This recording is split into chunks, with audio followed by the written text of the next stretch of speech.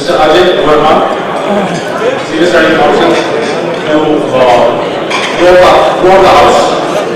Thank you. Broad parameters within which these regulations would be considered would be on the basis of the land policy which is there in the Master Plan 2021 in Chapter 19. Chapter 19, as you may be aware, was incorporated in MPD 2021 last year. Master Plan is the Bible, and the regulations have to be in conformity with the land policy in the Master Plan. So if one were to consider what is possible in land pooling and what is not possible in land pooling, one can surely take a look at Chapter 19 of the Master Plan. And the regulations are merely a mechanism to enforce or implement the policy decisions which are mentioned in Chapter 19. One thing which should be kept in mind: what is being proposed in Delhi to an extent is not comparable with the land pooling policies in other states. Even what Andhra Pradesh is proposing to bring out or has committed itself last week,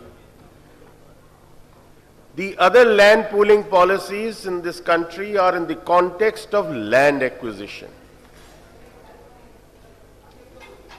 Delhi's land pooling policy, as enunciated in Chapter 19, is not in the context of land acquisition. So what may be relevant for purposes of a land pooling policy for land acquisition may not be that applicable for Delhi's land pooling policy. Therefore, what we are doing here or proposing to do here is a novel concept. We hope it will succeed, but since it's novel, there may be some wrinkles here and there, and as the policy is implemented, I'm sure those wrinkles will be taken care of. I would only mention one particular aspect of the proposed regulations, because that's part of the Master Plan. We envisage that in the context of land pooling, the land pooling agency will be dealing only with the developer entity.